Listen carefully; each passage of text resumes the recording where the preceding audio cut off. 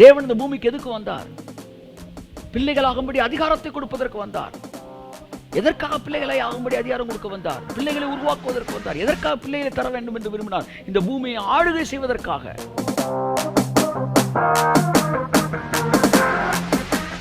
இந்த பூமியின் எதிர்மறையான காரியங்களை அவர்கள் மாத்திரம்தான் துரத்த முடியும். உன்னை புரிஞ்சுக்காங்க, பிள்ளை பரிசுத்தவானா இருக்கலாம், ஆனா பரிசுத்தவான எல்லாம் பிள்ளையா மாற முடியாது.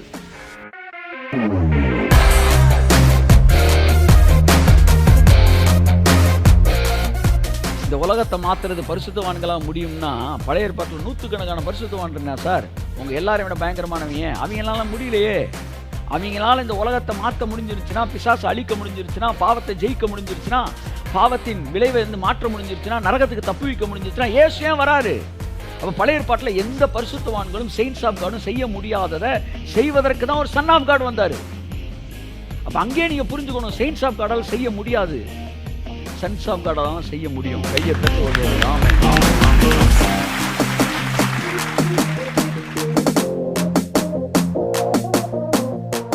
ஒன்று புரிந்துகொள் சபையே, நீ புனிதர்களை உருவாக்குவது வீணானது, புத்திரர்களை உருவாக்கு. புத்திரத்துவம் வரும்போது புனிதத்துவம் தானாய் வளரும். ஆனால் புனிதத்துவம் வரும்போது புத்திரத்துவம் வராது.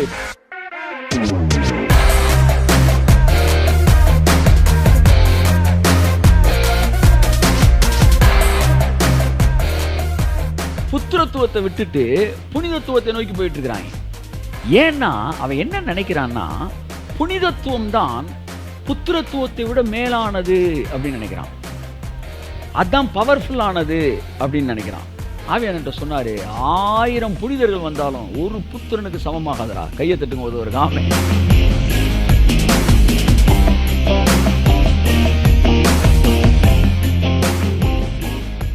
இந்த உலகத்துல பிசாசும் கூட புனிதர்களை பார்த்து பயப்படுறது கிடையாது, புத்திரனை பார்த்து தான் பயந்தான்.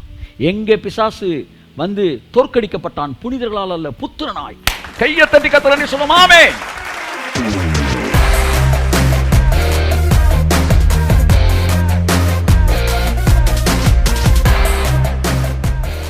இயேசு பாடிலி டிரான்ஸ்ஃபிகர் ஆனாரு. அதை பார்த்து இவங்க மைண்டு எப்படி மென்டலி டிரான்ஸ்ஃபார்ம் ஆனான்னு சொல்றாங்க.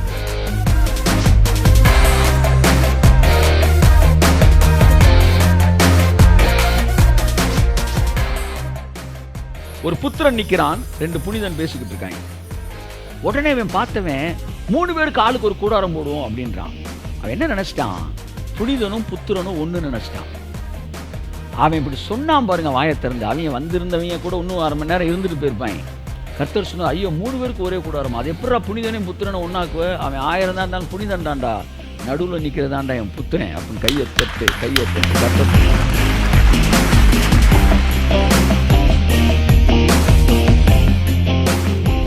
பவுல் சொன்ன இயேசு நாமத்தை சொல்லி வெளியே போ அப்படின்னு ஒண்ணு டக்குன்னு எந்திரி சொல்லுது, எனக்கு பவுல தெரியும்.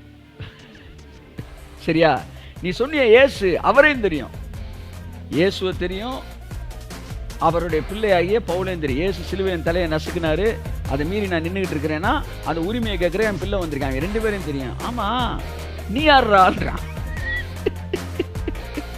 நீ யாருறா? நான் ஒரு புனிதன். நீ யாருறா? கட்ட போறேன், இப்ப நீ கட்டி இந்த வேட்டியை நான் அவுக்க போறேன்ட்டான். கொஞ்ச நேரத்துல ட்ரெஸ் எல்லாம் உறிஞ்சிட்டு நிர்வாணமா ஓடிட்டாங்க. மகனே மகளே, இந்த உலகத்தை மாற்றக்கூடிய வல்லமை, பிசாசு இந்த பேண்டமிக்கை துரத்தக்கூடிய வல்லமை புத்திரர்களுக்கு தான் இருக்கு. அன்புக்குரியவர்களே, ஒரு சில வார்த்தைகளை நாம் வாசித்து இன்ற நாளில் உங்கள் மத்தியில் நான் தேவனுடைய வார்த்தையை பேச விரும்புகிறேன். மறுபடியும் நான் சொல்லுகிறேன், இந்த உலகம் ஒரு ப்ரெஷரில் இருக்குது. இந்த உலகம் ஒரு எதிர்மறையான தாக்குதலில் இருக்குது. இந்த உலகம் மிகப்பெரிய ஒரு மூச்சு திணறலிலே, அடுத்தடுத்த பிரச்சனைகளினாலே அது என்ன செய்வோம் என்று தெரியாத ஒரு இடத்தில் இருக்கிறது. ஒருபுறம் எதிர்மறையான வியாதி, அதை சமாளித்துக் கொண்டிருக்கும் போது அடுத்த கட்ட வியாதியை போன்ற ஒரு விஷயம், ஒரு வியாதி. இதற்கிடையிலே ஒரு பெரிய அண்டார்டிகாவில் பெரிய ஒரு பனிப்பாறை உடஞ்சி அப்படியே மூவ் ஆகுது. பனிப்பாறை உடஞ்சி மூவ் ஆனால் என்ன சார்? உடஞ்சி மூவ் ஆனால் என்னென்னா, அதனுடைய நீளம் 200 கிலோமீட்டர்ன்றாங்க, அகலம் 20 கிலோமீட்டர்ன்றாங்க. டெல்லி மாதிரி 3 சைஸ் பெருசாக அந்த பாறை அப்படியே மூவ் ஆகி வந்துக்கிட்டு இருக்கு. இதெல்லாம் அப்படியே கரைஞ்சிச்சுன்னா பல சிட்டியை முங்கிருன்றாங்க. இப்படி ஒரு விஷயம் இந்த பக்கம். அந்த பக்கம் பார்த்தா இஸ்ரேல் என்ன செய்கிறாங்க, குண்டு போட்டுக்கிட்டு இருக்கிறாங்க.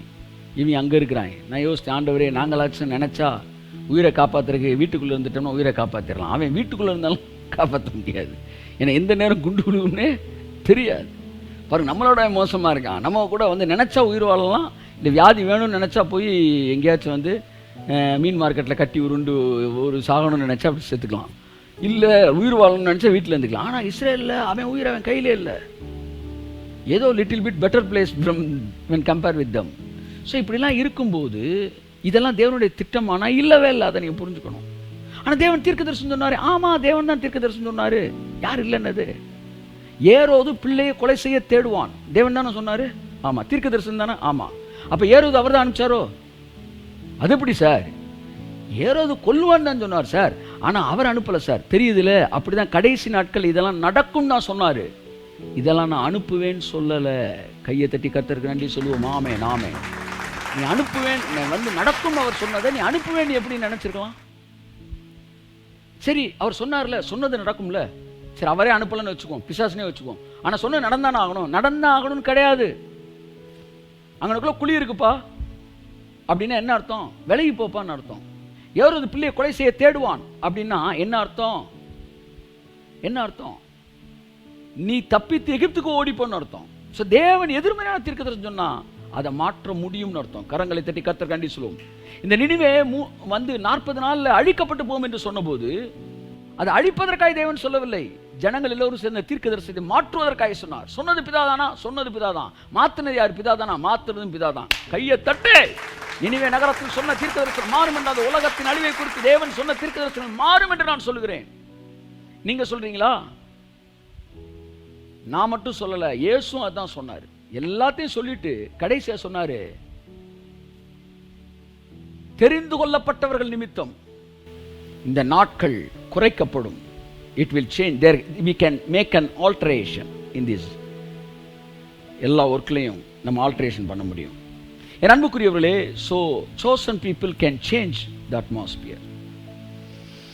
ரிமானா ஹாந்து நேமா ஹாத்தராபாலாபாதியாங்கராபாலாபாதுராபாலாபா. நீங்கள் விட்டுருந்தீங்கன்னா இது வந்து பல வருஷமாக போகும். ஆனால் நம்ம தெரிந்து கொள்ளப்பட்ட நிமித்தம் பல வருஷமாக நடக்க போகிற இந்த வியாதி சில நாட்களில் முடியுது. நம்ம குறைச்சிட்டோம். ஆமேன்னு சொல்லுங்கள். ஆகவே அன்புக்குரியவர்களே, ஒன்றை புரிந்து கொள்ள வேண்டும். எதிர்மறையான காரியங்கள் தேவனால் சொல்லப்படுகிறல்ல. இப்படி ஒரு சூழ்நிலை ஆனால் இருக்குது. அப்போ இந்த முழு உலகமும், உலகம்னா நான் மனிதனை மட்டும் சொல்லல, ஈவன் இந்த பிராணிகள், இந்த இயற்கை, இந்த மரங்கள், இந்த மண் எல்லாமே எங்களை விடுவிக்க யாரும் வரமாட்டாங்களா என்று காத்திருக்கு. யாரும் வரமாட்டாங்களான்னு அது காத்திருக்கல. அது ரொம்ப தெளிவாக இருக்கு. சர்வ சிருஷ்டியும் தேவ புத்திரர்கள் வெளிப்படுவதற்கு காத்திருக்கிறது. கரங்களை தட்டி காத்திருக்கிறேன் சொல்லுவோம். யார் இந்த உலகத்தை மீட்க முடியும்? யார் இந்த சிருஷ்டிகளை இந்த பிரச்சனையில் விடுவிக்க முடியும் என்றால் the sons of God, அதாவது தேவனுடைய புத்திரர்கள். வாசிப்போம்.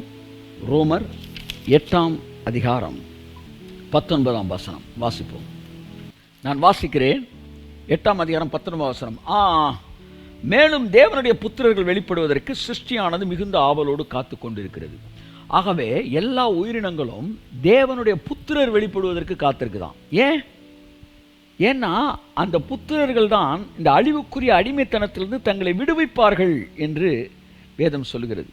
அதேனென்றால் சிருஷ்டியானது ஏன் தேவபுத்திரர் வெளிப்பட காத்திருக்குது பாருங்க. திரும்ப வாசிக்கிறேன். தேவனுடைய புத்திரர் வெளிப்படுவதற்கு சிருஷ்டியானது மிகுந்த ஆவலோடு காத்திருக்கிறது. அது ஏனென்றால், ஏன் புத்திரனுக்கு காத்திருக்கு அப்படின்னா, சிருஷ்டியானது அழிவுக்குரிய அடிமைத்தனத்திலிருந்து விடுதலையாக்கப்பட்டு தேவனுடைய பிள்ளைகளுக்குரிய மகிமையான சுயாதீனத்தை பெற்றுக்கொள்ளும் என்கிற நம்பிக்கையோடு அந்த சிருஷ்டியானது இந்த மாயைக்கு கீழ்பட்டிருக்கிறபடினாலே சர்வ சிருஷ்டியும் ஏகமாய் தவித்து பிரசவ வேதனைப்படுகிறது. ஆமென். எல்லாம் பிரசவ வேதனைப்படுதான். யாருக்காக? அதுக்கு தெரியுது, தேவ புத்திரர்கள் வந்தா நம்மளை காப்பாற்றுவாங்க. என் அன்புக்குரியவர்களே, இந்த வசனம் நமக்கு மிகவும் பரிச்சயமான வசனமாக இருக்கலாம். ஆனால் நான் இதிலிருந்து சொல்ல வருகிற ஒரு புதிய விஷயத்தை இந்த நாளில் நாம் கற்றுக்கொள்ள வேண்டும் என்று நான் விரும்புகிறேன். 8:19 சொல்கிறது, சர்வ சிருஷ்டியும் தேவபுத்திரர் வெளிப்படுவதற்கு காத்திருக்கிறது. அப்ப இந்த உலகம் தேவனுடைய புத்திரர் வெளிப்படுவதற்கு காத்திருக்கிறது என்றால், சபையானது எதை இந்த உலகத்திற்கு உருவாக்கி தர வேண்டும்? தேவனுடைய புத்திரர்களை இந்த உலகத்திற்கு உருவாக்கி தர வேண்டும். If the need is sons of God, the church must produce the sons of God. ஆனால் ஒரு மிகவும் கவலைக்குரிய விஷயம் என்னவென்றால், the pathetic thing is, இந்த உலகம் sons of God, இந்த சபையானது sons of God இந்த உலகத்துக்கு கொடுக்கறதை விட்டுட்டு saints of God உருவாக்கிட்டு இருக்கு. அவங்க என்ன நினைக்கிறாங்கன்னா, இந்த உலகத்தை செயின்ட்ஸ் தான் வந்து என்ன செய்வாங்க, சரி பண்ண முடியும்னு சொல்லி எல்லாரும் என்ன சொல்கிறாங்க, உங்கள் எல்லா ஜெபங்களிலும் உங்களை நீங்கள் பரிசுத்தப்படுத்துங்கள், நீங்கள் உங்களை தூய்மையாக்குங்கள். ஏன்னா அவங்களோட நம்பிக்கை எல்லாம் பாருங்க புனிதத்துவத்திலாம் இருக்கு, குமாரத்துவத்தில் இல்லை. அதனால தான் இந்த உலகம் இன்னும் பேண்டமிக்கில் இருக்கு, இன்னும் இந்த பிரச்சனையில் இருக்கு. சபையானது இந்த உலகத்தை விடுவிக்க முடியவில்லை. Because when the need is sons of God, the church is trying to make the saints of God. எது தேவையோ அதை இந்த உலகத்திற்கு சபையானது தரவில்லை. ஒரு விஷயத்தை நீங்கள் புரிந்து கொள்ள வேண்டும். எல்லா மதங்களுக்கும் கிறிஸ்தவத்திற்கும் இருக்கிற மிகப்பெரிய வித்தியாசம் என்ன தெரியுமா? எல்லா மதங்களும் saints of God, அதாவது பரிசுத்தவான்களை உருவாக்குவதற்காக தான் எல்லாமே சொல்லி தருது. ஆனால் கிறிஸ்தவம் மட்டும்தான் sons of God உருவாக்குது. தேவன் இந்த பூமிக்கு எதுக்கு வந்தார்? பிள்ளைகளாகும்படி அதிகாரத்தை கொடுப்பதற்கு வந்தார்.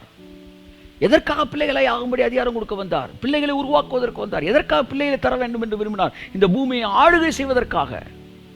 இந்த பூமியின் எதிர்மறையான காரியங்களை அவர்கள் மாத்திரம்தான் துரத்த முடியும். Not just saint of God. ஒன்று புரிஞ்சுக்காங்க, பிள்ளை வந்து பரிசுத்தவானா இருக்கலாம், ஆனால் பரிசுத்தவான எல்லாம் பிள்ளையா மாற முடியாது. ஏனென்றால் இந்த சன் ஆஃப் காடுக்கு செயின்ட் ஆஃப் காடாக மாறுறது ஈஸி. ஏன்னா அவனுக்குள்ளே இருக்கிற அந்த வித்து அவர் பரிசுத்தராக இருக்கிறது போல இவர்களுக்குள்ள அது வேலை செய்ய ஆரம்பிக்கும். இவன் ட்ரை பண்ணவே வேணாம், ஆட்டோமேட்டிக்காக வந்துடும். சன் ஆஃப் காடை சர்ச்சு வந்து கான்சன்ட்ரேட் பண்ணிச்சுன்னு வச்சுக்காங்களேன், செயின்ட் ஆஃப் காட் ஆட்டோமேட்டிக்காக வந்துடும். ஆனால் செயின்ட் ஆஃப் காட்லேயே நீ கான்சன்ட்ரேட் பண்ணிட்டு இருக்கனால தான் இந்த உலகத்தை உன்னால் ஆளுகை செய்ய முடியல, இந்த உலகத்தை மாற்ற முடியல. எல்லா மதமும் செயின்ட் ஆஃப் காடை பேசிக்கிட்டு இருக்கும்போது, அதாவது நீதிமான்களை உருவாக்க, அதாவது இன்னும் சொல்லப்போனால் வந்து சன்மார்க்கனை உருவாக்க ட்ரை பண்ணிட்டு இருக்கும்போது, கிறிஸ்தவம் மாத்திரம் பிள்ளைகளை உருவாக்கும்படி இந்த பூமிக்கு கடந்து வந்தது. ஏனென்றால் தேவன் தம்முடைய சாயலின்படி அவனை படைத்தார். ஏனென்றால் அவனை தன்னுடைய குமாரனாக, குமாரத்தியாக அவனை படைத்தார். அந்த குமாரத்துவத்தை அவன் எழுந்து போன போது தான் உலகம் அவனுடைய கண்ட்ரோலுக்கு வெளியில் போச்சு. மறுபடியும் இயேசு குமாரத்துவத்தை கொண்டு வந்த உலகம் கண்ட்ரோலுக்குள்ள வரும். சபையானது இன்றைக்கு சன்ஸ் ஆஃப் காடை பற்றி பேச வேண்டும். ஒவ்வொரு விசுவாசியும் தேவனுடைய பிள்ளை என்பதையும் குமாரன் என்பதையும், அவர்களுக்கு இந்த உலகத்தின் மீது அதிகாரம் இருக்கிறது என்பதையும் சபை இன்னைக்கு பேசுவதை விட்டுட்டு, நீ உன்னை பரிசுத்தப்படுத்து, நீ பரிசுத்தவானாகு, உன் பாவத்தை கழுவு என்று சொல்லி சபை வேறொரு திசையில் போய் கொண்டு இருக்கிறது. தண்ணியே இல்லாத இடத்துல தோண்டிக்கிட்டு இருக்கு. ஆனா நீர்வளம் பொருந்திய இடத்துல நீ கையில் வைக்கும்போது தண்ணீர் வர காத்து இருக்கிறது. என்றைக்கு சபையில் இருக்கிற ஒவ்வொரு மனுஷனும் நான் தேவனுடைய பிள்ளை, இந்த பூமியை கர்த்தர் எங்களுக்கு கொடுத்திருக்கிறாரு, என் பாவங்களுக்கான கரையத்தை இயேசு சிலுவையில கொடுத்து எங்களை பரிசுத்தவான்களை மாற்றி இருக்கிறார், நாங்கள் பிள்ளைகளாக இருக்கிறோம், புத்திரர்களாக இருக்கிறோம், இந்த பூமியின் அடிமைத்தனத்திலே சாபத்தை நீக்குவதற்காக கர்த்தர் இந்த பூமிக்கு அனுப்பியிருக்கிறார் என்று என்றைக்கு சபையில் இருக்கிற ஒவ்வொரு விசுவாசியும் புரிய ஆரம்பிக்கிறானோ, இந்த உலகத்தில் இருக்கிற வியாதிகள் மறையும் என்று நான் சொல்லுகிறேன். என் மருகனே, மகளே, இந்த சூழ்நிலையில் கூட உன்னுடைய நீ யார் என்று புரிஞ்சுக்கிறாட்டி நல்ல நாளில் எப்படி புரிஞ்சுக்குவோம்? இப்பவே பிரச்சனை வரும்போதே நாம் பிள்ளை என்பதை உணராம திரும்ப திரும்ப திரும்ப திரும்ப வந்து பரிசுத்தவான்களை உருவாக்குகிறோம் என்கிற பெயரில் உருவாக்கவும் இல்லை. பல வருஷமா ஃபாஸ்டிங் பேரில் பாவத்தை கழுவுன்றாங்க. இதில் ஒருத்தன் கூட வந்து அடுத்தடுத்த ஃபாஸ்டிங் பேரில் அத்தனை பேரும் பாவியாவே தான் வராங்களா? எனக்கு புரியல. ஒருத்தன் கூட நீதிமான் ஆகலையா? ஆக மாட்டேன், ஆக முடியாது. ஏனென்றால் மனிதன் தன் சுய முயற்சியிலே மாறவே முடியாது. 50 நாள் 60 நாள் ப்ரேயர் பண்ணிட்டு 61வது நாளும் பாவத்தை கழுவுனா, அப்போ இதுலேருந்து ஒன்றை நீங்கள் ஒத்துக்கிறீங்க, நம்மளால் சுய பலத்தில் நீதிமானாக முடியாது. அப்போ தேவ நீதி நமக்குள்ளே வந்துருச்சு. ஏன்னா பிள்ளைன்னு வந்தோன்னா அந்த அந்த அந்த அந்த நீதி எனக்குள்ளே கடந்து வருது.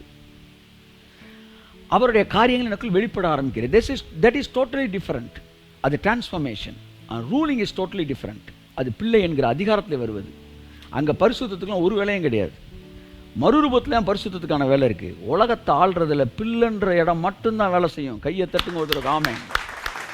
இந்த உலகத்தை மாற்றுறது பரிசுத்தவான்களாக முடியும்னா, பழைய ஏற்பாட்டில் 100கணக்கான பரிசுத்தவான் இருந்தா சார், உங்கள் எல்லாரையும் விட பயங்கரமானவங்க, அவங்களால முடியலையே. அவங்களால இந்த உலகத்தை மாற்ற முடிஞ்சிருச்சுன்னா, பிசாசை அழிக்க முடிஞ்சிருச்சுன்னா, பாவத்தை ஜெயிக்க முடிஞ்சிருச்சுன்னா, பாவத்தின் விளைவை வந்து மாற்ற முடிஞ்சிருச்சுன்னா, நரகத்துக்கு தப்புவிக்க முடிஞ்சிருச்சுன்னா, ஏசு ஏன் வராரு?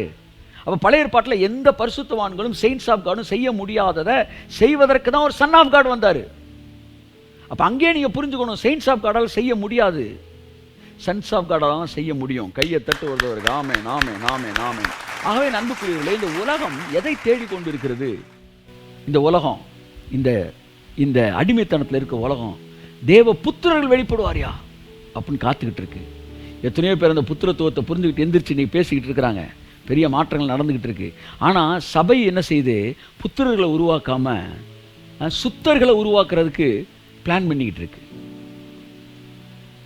ஒரு மெஷின் ரிப்பேர் ஆயிடுச்சு சார், அந்த ரிப்பேர் பண்ணுறதுக்கு 3ஆம் நம்பர் ஒரு நட்டை கலட்டணும், அதுக்கு 3ஆம் நம்பர் ஸ்பேனர் தேவை. 3ஆம் நம்பர் ஸ்பேனர் தேவைன்னு தேடிக்கிட்டு இருக்கும்போது ஃபேக்ட்ரியில் 8ஆம் நம்பர் ஸ்பேனரை ப்ரொடியூஸ் பண்ணிக்கிட்டே இருக்கிறாங்க. 100, 200, 300, 400 அவங்க கொண்டு வர 5 ஸ்பேனர் 8ஆம் நம்பர் ஸ்பேனர் திறக்க முடியாது. ஒரு 3ஆம் நம்பர் ஸ்பேனருக்கு இல்லாத இடத்துல 8ஆம் நம்பர் ஸ்பேனர் 10 வச்சு ஒன்றும் செய்ய முடியாது. அப்படித்தான் ஒரு சன் ஆஃப் காடு, அவனால அந்த உலகம், சன்ஸ் ஆஃப் காடால அந்த உலகம் டெலிவர் ஆகும். அந்த இடத்துல நீ செயின்ட்ஸ் ஆஃப் காடு 100 பேரை கொண்டு வந்தால் நடக்காது. செயின்ட்ஸ் ஆஃப் காடில் உலகத்தை மாற்ற முடியாது. அப்படி முடிச்சிருந்தா பழைய ஏற்பாட்டில் முடிச்சிருப்பாங்க. எங்க கான்சன்ட்ரேட் பண்ணணும்?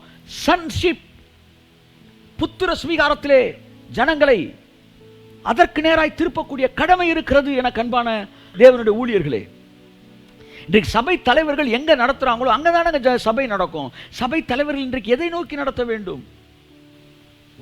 நாம் நித்திய மீட்பை அடைவதற்கு அவர் காரணராகி, ரொம்ப அழகா இருக்கு பாருங்க, அவர் காரணராகி நம்ம நித்திய ரட்சிப்பு அடைகிறதுக்கு காரணம் எதுவும் இல்லை. காரணம்னா action. there is no more any reason. காரணத்தினால நீங்க நித்திய ரட்சிப்பு அடையல, காரணரால நித்திய ரட்சிப்பு அடைஞ்சீங்க. நான் இதை செஞ்சேன்னா இதுதான் காரணம், நான் எதுவும் செய்யல, ஒருத்தர் இதை செஞ்சார்னா அவர் தான் காரணர். அப்ப நித்திய ரட்சிப்பு அடைவதற்கு காரணம் ஒண்ணுமே கிடையாது, காரணர் தான் இருக்காரு. அப்படித்தான் நீங்க நல்லா புரிஞ்சுக்கங்க, தேவ பிள்ளைகளா இருப்பது தான் இன்னைக்கு முக்கியத்துவம். அதுதான் இந்த உலகத்தை விடுவிக்க போகுது. அதை விட்டுட்டு நீங்க வந்து செயின்ட்ன்ற ஏரியாவில் கான்சன்ட்ரேட் பண்ணாங்க. நான் சொல்றேன் அது முக்கியத்துவம் இல்லைன்னு, அது முக்கியம் இல்லைன்னு சொல்லலை. ஆனால் அது இந்த உலகத்துக்கு பயன்படாது, இந்த உலகத்தை மாத்திரக்கு பயன்படாது, வியாதியை தோற்றத்துக்கு பயன்படாது. பிள்ளை என்பதனால் மட்டும்தான் இந்த உலகத்தை மாற்ற முடியும். நீங்க சொல்ற செயின்ஸ், அந்த ஹோலினஸ் தானா வரும். நீங்கள் பாருங்கள், காலையில் நான் கிளம்பும்போது நான் சீப்பு எடுத்து தலையை சீவிட்டு இருக்கிறேன். உடனே என் பையன் அப்படியே பின்னாடியே அவனும் அதே மாதிரி அப்படின்றான். அப்புறம் நான் கண்ணாடியில் நின்று வேகமாக சட்டையை போட்டு பட்டனை மாட்டுறேன். அவன் பட்டனை இப்படின்றான். அதுக்கப்புறம் சரி அவன் இப்படி செய்கிறானே, யார் என்னென்ன செய்கிறான்னு பார்ப்போம்னு என் ஒய்ஃப் நீங்கள் இப்படி பேண்ட்டை செட் பண்ணுங்க, என்ன செட் பண்ண, அவனும் அதே மாதிரி அப்படின்றான். நான் செய்கிறதெல்லாம் சரி, அவன் யார் சொல்லிக் கொடுத்தது? யார் சொல்லிக் கொடுத்தது? அதனால் நான் எதை செய்யணும்? காலையில் ஒர்ஷிப்பில் நான் கீபோர்டு வாசிட்டு எல்லாம் உட்காந்து நாங்கள் ஒரு 5 பேர் 4 பேர் ஜெபம் பண்ணுவோம். உட்காந்தோன்னா அவன் கீபோர்டை கொண்டு பக்கத்தில் உட்காந்துறான். அவன் கீபோர்டை பக்கத்தில் உட்கார்றது பெரிய விஷயம் இல்லை. இடையில போய் நான் ஜான்கிட்ட ஒரு இன்ஸ்ட்ரக்ஷன் கொடுக்க போவேன். ஜான் கொஞ்சம் ஸ்கேலில் பாடுங்க, இல்லை கொஞ்சம் சவுண்டை கை தட்டுற ஏதோ சொல்ல போவேன். இல்லை நான் அவர்கிட்ட போனேன், இவனும் கீபோர்டை விட்டு எந்திரிச்சு பக்கத்தில் நிற்கிறது. திரும்ப நான் பேசி திரும்பணுன்னு அவனும் திரும்ப உட்காந்துக்கிறது. இதெல்லாம் எப்படி வருது? தானா வருது. அவனை டியூஷன் எடுத்துக்கிட்டு இருக்காங்க இல்லை. அப்படித்தான் ஹோலினஸ்ன்றது இஸ் அ ப்ராஃபிட். பைபிள் சொல்லி பரிசுத்தமாகுதல் உங்களுக்கு கிடைக்கும் பலன். நீங்க அதையே ஃபோக்கஸ் பண்ணிட்டு குமாரத்துவத்தை விட்டு விட்டீர்களே. குமாரத்துவத்தை பாருங்க, இவன்ட்ட என்னுடைய ஆக்ஷன் தெரியுது. என் ஆக்ஷன் தெரியலன்னா கூட என் பிள்ளை தான், ஏன்னா சீடு இருக்கு. ஆனால் வெளியில் ஒருத்தர் என்ன மாதிரியே பேசலாம், என்ன மாதிரியே செயல்படலாம், எனக்கு பிள்ளையாயிட முடியாது. ஆக ஒன்றை புரிந்து கொள்ள வேண்டும். இன்னைக்கு ஏன் இதை பேசுறேன்? நான் இன்னைக்கு உலகம் ஒரு தேவையில் இருக்கு. என்ன தேவை? சன்ஸ் ஆஃப் காட் தேவை. அவரை ஏற்றுக்கொண்டவர்கள் எத்தனை பேர், அத்தனை பேரும் பிள்ளைகளாகும்படி அதிகாரம் கொடுத்தார். ஸோ பிள்ளையோட தேவையும் புத்திரனுடைய தேவையும் இந்த உலகத்தில் இருக்குது. இந்த நேரத்தில் நீ போய் பரிசுத்தவான உருவாக்கிட்டு இருக்கிய மகனே மகளே. எத்தனை அறியாத ஜனங்கள் திரும்ப திரும்ப திரும்ப திரும்ப திரும்ப தன்னை குளிப்பாட்டிக்கிட்டே இருக்கிறாங்க. தன்னுடைய அதிகாரம் என்ன, தான் செய்ய வேண்டிய காரியம் என்ன என்பதை குறித்த அறிவில்லாமல் சபையானது தவறான பாதையில் பயணித்துக் கொண்டிருக்கிறது. வருத்தமாக இருக்கிறது. ஆகையால தான் ஒண்ணுமே செய்ய முடியாமல் நின்றுகிட்டு இருக்கிறோம். சபை எதுவும் செய்ய முடியல. ஏன்னா சபை வருஷம் ஃபுல்லா அவனை பாவின்னு சொல்லி வச்சுட்டீல. நீ என்ன விதைச்சியோ அதைத்தான் அறுப்ப. வருஷம் ஃபுல்லாக பாவி பாவின்னு சொன்னனால சபையில் இருக்கவனெல்லாம் பாவின்ற உணர்வில் இருக்கிறான். அவனால் எந்திரிச்சு இது ஏன் எங்கள் அப்பன் சொத்துரா, நீ எப்பட்றா இந்த உலகத்தில் வந்து நீ வியாதியை கொடுக்க முடியும், நீ யாரா எங்களுக்கு என்ன செய்யணும்னு கேட்கறதுக்கு ஒரு நாதி இல்லை. ஒருத்தனை எந்திரிச்சு கேட்க முடியல. இன்றைக்கு ஏதோ தேவன் கிருபையில் எழுப்பிட்டு இருக்கிறாரு. இது என்னுடைய பூமி, என்னுடைய தகப்பன் எனக்கு கொடுத்த பூமி. இதில் எப்படி வந்து மற்றவர்கள் வந்து பாருங்க, நான் சின்ன வயசில் இருக்கும்போது எங்கள் மாமா பையன் அத்தை பையன் வீட்டுக்கு போகும்போது அவன் ஃப்ரெண்ட்ஸோடு நின்றுட்டு இருப்பாங்க. அப்போ சைக்கிளில் தான் அவன் போயிட்டு ஸ்டாண்டை போட்டு பேசிக்கிட்டு இருக்கும்போது டக்குன்னு என்ன செஞ்சுருவாங்க, பேசிகிட்டு இருக்கும்போது எனக்கு தெரியாமல் பூட்டி சாவி எடுத்துருவாங்க.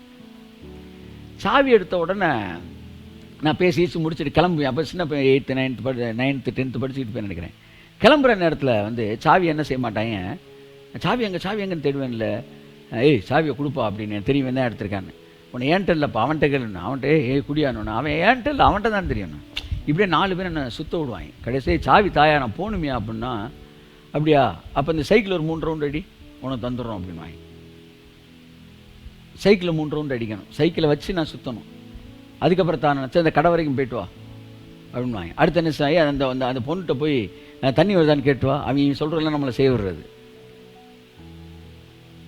அது ஏன் சாவியை நான் வாங்குறதுக்கு இதெல்லாம் நான் ஏன் செய்யணும்? அப்படித்தான் இந்த பூமி ஏன் பூமி.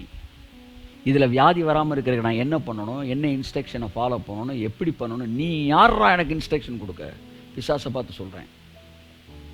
நீ யாரா வந்து இத்தனை நாளில் போவேன்னு டைம் சொல்கிறது, இத்தனை நாளில் இந்த வியாதி சரியா, நீ யார் சொல்கிறது? பிசாசே. நான் பிசாசோட பேசுகிற பற்றி பேசிகிட்டு இருக்கிறேன். இந்த உலகம் என் தகப்பன் எனக்கு கொடுத்த பூமி. இயேசு நாமத்தில் கரத்தை எடு. நீ நீதிமானா? அது உனக்கு தேவையில்லாதது. நான் தேவனுடைய பிள்ளை, அதுதான் இங்கே விஷயம். ஆமேன். உங்கள் நிலம் சார், உங்கள் நிலம் வந்து 10 ஏக்கர் நிலம். அந்த ஒருத்தர் வந்து 10 ஏக்கர் நிலம் வச்சிருக்கிறாரு. அந்த ஏக்கரில் இன்னொருத்தன் போய் குடிசை போட்டான். உடனே ஒரு போய் அந்த மனுஷன் ஒரு புறஜாதி, ஒரு பேச்சுக்கு சொல்கிறேன், அவன் ஒரு தம்மை போட்டுட்டு நேராக போய் எங்கள் அப்பா வீட்டில் குடிசை போட்டிருக்க எர்ரா குடிசை அப்படின்னோடனே அந்த குடிசையை போட்டவன், நீ தான் சிகரெட் குடிக்கிறீல்ல, உனக்கு எப்படி நான் வந்து இடத்த தர முடியும்னா, என்னது சிகரெட் குடிக்கிட்டா எடுத்து தர மாட்டியா? நான் ஒரு புறஜாதியை பற்றி பேசிக்கிட்டு இருக்கிறேன். நான் சுருட்டு கூட குடிப்பேன்டா, ஆனால் ஒன்று தெரிஞ்சுக்க, இது எங்கள் அப்பா வீட்டு இடம், கொன்னே போடுவேன். ஏரியாவை காலி பண்ணுறியா? அப்போ அப்படியே சிகரெட்டை பற்ற வச்சு குடிசை எரிச்சிடவான்னு கேட்பானா இல்லையா? ஆமாம். அப்போ நீதிமான் என்பது எங்கே பயன்படும்? குடும்பத்துக்குள்ள, சொசைட்டியில் அவன் நல்பெயர் எடுக்க வேண்டிய இந்த காரியங்களுக்கெல்லாம் அது பயன்படும். ஆனால் உரிமை பாராட்டுவதற்கு பிள்ளை என்பது மட்டும்தான் பயன்படும். கரங்களை தட்டி கர்த்தருக்கு நன்றி சொல்லுவோம். ஆமென். சபையானது உலகத்தை ஆளுவதன் ரகசியத்தை புரிந்து கொள்ளாமல் திரும்ப திரும்ப நீதித்துவத்தையும் பரிசுத்தத்துவத்தையும் கொண்டு போய் ஆளுகையோட கனெக்ட் பண்ணிட்டு இருக்கிறான். இல்லை, அவருடைய பிள்ளைகள் அவர்களை இந்த உலகத்தை ஆளுவார்கள். என் அருமையான தேவனுடைய சபையே, சர்வ சிருஷ்டியும் புத்திரர்கள் வெளிப்படுவதற்கு தேடிக்கொண்டிருக்கும் போது நீ பரிசுத்தவான்களை உருவாக்குறேன் என்ற பெயரிலே அது உருவாக்க முடியல. வருஷம் ஃபுல்லா ஜெபிச்சும் ஒரு பரிசுத்தவானை உருவாக்க முடியல. என் அன்புக்குரியவர்களே, அதை புரிந்து கொள்ளுங்கள். மற்ற மதங்களுக்கும் நம்முடைய மதத்துக்கும் மிகப்பெரிய ultimate difference is they are making saints of God, but Christianity makes the sons of God. இப்போ இன்னைக்கு சபை ஏன் இன்னைக்கு வந்து புத்திரத்துவம்ன்றதை விட்டுட்டு புனிதத்துவம் போயிட்டான். இப்படி வைக்கலாம், புத்திரத்துவமா புனிதத்துவமா, சூப்பர் டைட்டில். புத்திரத்துவத்தை விட்டுட்டு புனிதத்துவத்தை நோக்கி போயிட்டு இருக்கிறாங்க. ஏன்னா அவன் என்ன நினைக்கிறான்னா, புனிதத்துவம் தான் புத்திரத்துவத்தை விட மேலானது அப்படின்னு நினைக்கிறான். அதுதான் பவர்ஃபுல்லானது அப்படின்னு நினைக்கிறான். ஆவியானவர்கிட்ட சொன்னாரு, 1000 புனிதர்கள் வந்தாலும் ஒரு புத்திரனுக்கு சமமாகாதரா. கையை தட்டுங்க ஒருவருக்கு. ஆமென், ஆமென், ஆமென். நான் பழைய ஏற்பாட்டில் 100,000 புனிதர்கள் இருந்தாங்க, ஆனா ஒரே ஒரு புத்திரன் இறங்கினார் பாருங்க. சகல தூதர்களும் அவரை தொழுது கொள்ள கடவர்கள் கர்த்தர். ஏன் வந்து எல்லா பழைய ஏற்பாட்டு பரிசுத்தவான்களை விட இயேசு பெரியவர் சொல்லுங்க? அவங்க எல்லாம் புனிதர்கள், இவரோ புத்திரன். ஆமென், புத்திரன்.